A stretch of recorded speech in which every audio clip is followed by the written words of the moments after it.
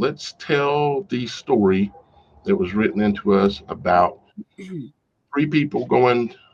They lived in Idaho and they decided they wanted to go out and see if they could find some lava tubes that are around Idaho. Back many years ago, I actually went into one that was more set up as a commercial thing where you could go down into it and pay a fee and blah blah blah. And they're very interesting and freaky to go down into. But these people sounds like they wanted to find a lava tube that they had heard rumor of that existed uh, further up north and up in the mountains, and there was not one that people normally went to at all. So here is Ellie's story. She says, excuse me. She says, "Hi Daniel, I am so grateful that you do what you do. You are so brave speaking out about the things that others would only whisper about, and that is what made me decide to write you and tell you my story. It's a true story that happened in Idaho 4 years ago. I have written it as close to my memory as I can. Here it goes. My name is Ellie, and this story isn't for the faint of heart. What happened near the South Fork of the Salmon River wasn't just an encounter, it was life-changing for all involved. More on that later. Marcus, Julie, and I survived something we'll never forget, though I sometimes wish I could. It started as an adventure, something to shake off the monotony of life. I'd been searching or researching lava tubes in Idaho, which are ancient volcanic caves hidden under the dense mountain forests. Marcus, a skilled wilderness guide and my longtime time friend, volunteered to come along. Julia, a photographer with a knack for capturing the eerie and unusual, insisted on joining us. We spent 2 days hunting for the tubes, combing through thick underbrush and steep ridges. The forest was as pristine as it was ominous. The first night, we set up camp in a clearing near a shallow creek. As the fire crackled and we shared stories, the forest seemed unnervingly still until we heard it, a howl. Long, long and drawn out, it echoed across the valley, rolling over us like a wave. It wasn't a wolf or coyote, it was deeper and more resonant. Um, okay, well, I'll just read what she wrote. Some words I don't like saying, but it is what it is at the moment. What the hell was that? Julia asked, her eyes wide. Before any of us could answer, it came again, the same long howl, rising and falling like a mournful song from a ridge across the way. Maybe we should head back tomorrow, Julia suggested nervously. Marcus snorted and puffed up his chest. Don't worry, I got this. He patted the hunting knife strapped to his belt. Whatever it is, I'll protect you. Julie and I exchanged glances.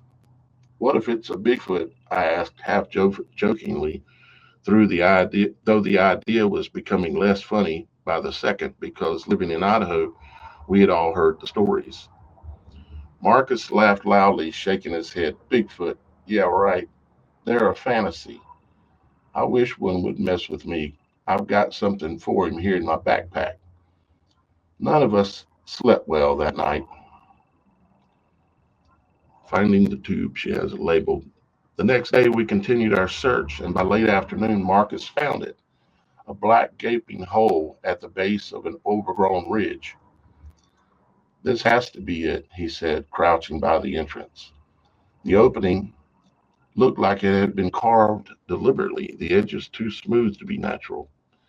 There was also a worn path you could see, and I wondered out loud what's been coming in and out of here. Excitement and unease warred in my gut. Ready? Marcus asked. No, I wasn't, but we went in anyway, into the tube. The air inside was cool and still, carrying the faint scent of sulfur. Our headlamps illuminated the twisted beauty of the ancient lava flow, or tube flows. She wrote flows. At first, it was exhilarating. The untouched formations felt like something out of a dream. But as we descended, the strange phenomena began. Marcus's compass spun erratically, its needle unable to find north. Julia claimed she could hear a faint humming, and though I wanted to dismiss it, I heard it too, a rhythmic vibration in the rock under our boots. We just continued on down, lower and lower into the earth. The walkway was in some places not easy to pass, but we were able to continue, and at a point after walking about 20 minutes, we entered into a larger cavernous area, and that is where things went downhill very fast. We found footprints, massive impressions in the soft moss and sand. The moss glowed faintly blue, each one larger than any human foot. They were fresh, the edges crisp. What the hell made these? Julia whispered. Before anyone could answer, a guttural growl rumbled through the chamber, shaking the ground beneath us. The encounter. We all stopped looking down and looked up and around the large cavern. Our headlamps lit the cavern well, and then it stepped into the light out of another off branch tube, and every rational thought in my mind evaporated. The creature was massive. Its head was nearly brushing the ceiling of the cave. Thick matted hair covered its body, dark brown with streaks of gray. Its broad chest, like 4 feet across, and muscular arms were almost human-like, but impossibly large and long that hung to its knees. Its hands ended in long, cracked yellow fingernails. Its face was terrifyingly human, deep-set amber eyes that reflected the light from our headlamps. There was clear intelligence in the eyes and face. I will never forget the look on his face, kind of like when your parents catch you doing something dumb. His nose was flat and wide, nose flared with each breath, and his lips parted to reveal large, square teeth stained yellow, no fangs, no monstrous tusks, just disturbingly human teeth. We started to turn and run for our dear life, but there was another one in the tube behind us, another one cutting off our escape. This one was smaller, its fur darker, and its eyes sharper, more animalistic. I thought we were all going to die at this point. Marcus, the tough guy, froze. His eyes darted between the two creatures. Julie and I stood rooted in place, too terrified to move. Well, big boy, I whispered to Marcus, my voice trembling, you still feel fearless? He didn't answer. His hand inched toward his pack, where I knew he kept his handgun. The larger Bigfoot tilted its head, its glowing eyes narrowing. It stepped closer, leaning forward slightly, and let out a low, rumbling growl. The sound was indescribable, primal, and powerful, and it hit us like a physical force. My chest tightened, and I couldn't breathe for a moment. Marcus's hand froze mid-reach. The message was clear. Don't even think about it. He nodded slightly and lowered his head, his face pale. Then, to my horror, he soiled himself. A loud, wet fart escaped, and the smell hit immediately. The larger Bigfoot sniffed the air and recoiled slightly, its lips pulled back in what almost looked like a grimace. A peace offering.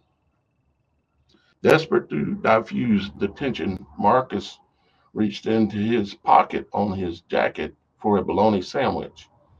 He held it out with trembling hands. Here, he stammered, take it. The larger Bigfoot cautiously and surprisingly took the sandwich, sniffed it, and bit into it. Its reaction was immediately. It spat the food out violently, gagging and retching. This seemed to anger him some. The smaller one let out a sharp bark, almost like laughter. The larger one straightened up tall, its glowing eyes locked onto mine. It raised a hand, palm up, and the humming in the chamber grew louder, vibrating through my bones. Images flooded my mind, scenes of the creatures living within the caves, their connection to the earth, their role as protectors. I understood then that we were trespassers, and they were deciding our fate, lost in the dark. The larger one stepped aside, gesturing towards a tunnel offshoot behind it. We didn't need any further encouragement. What other choice did we have? But the tunnel didn't lead where we thought. It twisted and turned in ways that I had no clue where we were going, and soon we were hopelessly lost. Panic set in as we stumbled through the dark because our headlamps were starting to die. We could still hear the faint hum still echoing behind us, as well as some other sounds like they were following us. So we hurried as fast as we could, falling and stumbling as we went. Our headlamps were almost completely dead, and the darkness was closing in on us. We were whispering, saying, we are going to die in here. We were freaking out. After what felt like hours, we saw light, a faint glow filtering through the moss. It wasn't the entrance we'd come through, but another exit, hidden behind a curtain of greenery. We emerged into the forest, collapsing onto the ground, all three of us crying and squealing like children. We got up quickly and started running, not even knowing where we were or where we were going. The compass started working again, and we managed to find camp. We packed almost nothing, not even taking time to fold up the tents. We just ran until we got to the truck. None of us spoke a word during the ride back, or spoke of it for a long time. The aftermath. When we reached civilization, we agreed never to speak of what happened. But months later, Julia returned to the area, determined to find the cave and take more pictures for a story she wanted to write. No way I was going back there, and we had not heard from Marcus for months, which turned into forever. I think he was badly damaged by what happened. Several days later, Julia called me, her voice shaking. It's gone, Ellie. The entrance. It's gone. Like it never existed. I assumed that she just could not find the same place, but I was not going to go find out. After that, Julie and I lost touch, and I have not seen her since either. I didn't know what to say. All I know is that I am still afraid, and I have told no one about this until now. In closing, sometimes late at night, I hear the hum again, vibrating in my bones, reminding me of the things we were never meant to see. Thank you, Daniel, for giving me a way to get this off my chest without feeling like you would think I am making this up or that I am crazy. Thank you, Daniel.